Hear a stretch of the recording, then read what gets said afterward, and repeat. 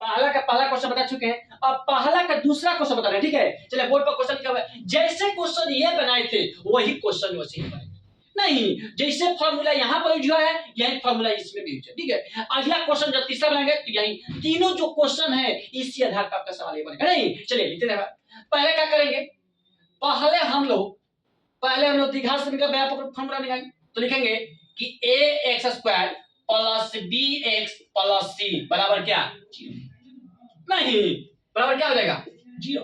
देखिए तो यहाँ पर सॉल्यूशन लिखेंगे, बाबू हल जरूर लिख दीजिएगा, नहीं हल लिखिएगा तब भी कि हाँ हल कीजिए किए हैं इसको, नहीं। चलिए अब क्या करेंगे बाबू, जब ये फॉर्मूला है तो a के मान पता चल गया, b के मान -4√3x, अब के बाद c का मान क्या है 4 है, नहीं। तो बताइए बाबू b बराबर क्या होता है फॉर्मूला, b² - 4c।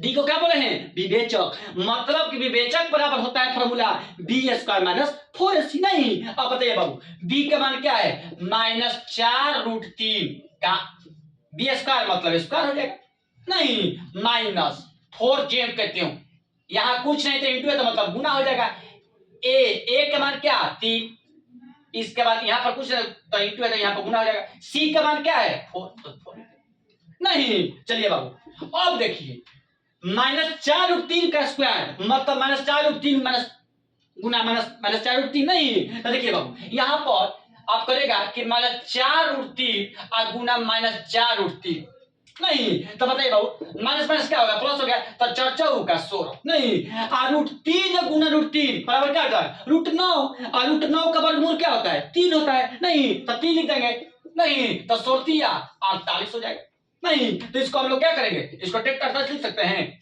बोलो इतना बात समझ में आ गया।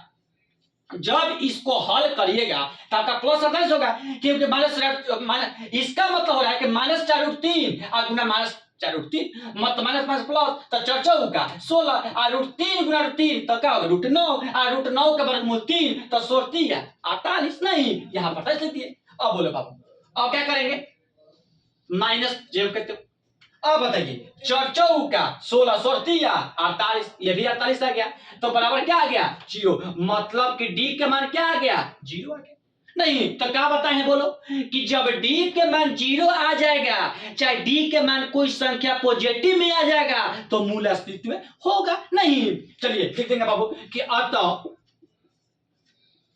मूल अस्तित्व है,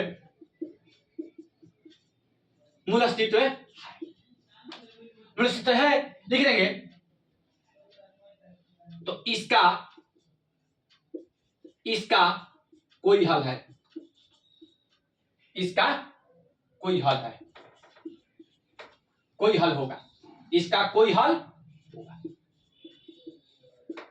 जब मूल अस्तित्व होगा तो इसका कोई हल होगा नहीं, और जब मूल अस्तित्व नहीं होगा तो इसका कोई हल नहीं होगा, नहीं। यही क्वेश्चन बाबू बोल रहा है, ठीक है। अब इसके बाद अगला नेक्स्ट में आपको तीसरा क्वेश्चन बताना, ठीक है। पहला में आपको 3 को क्वेश्चन दिया हुआ है, जिसमें हम आपको 2 को क्वेश्चन बता चुके हैं, और इसके मतलब लास्ट क्वेश्चन बचा हुआ है तीसरा, ठीक है। और इसके बाद ये खत्म करेंगे, इसके बाद दूसरा क्वेश्चन बताएंगे, नहीं। चलिए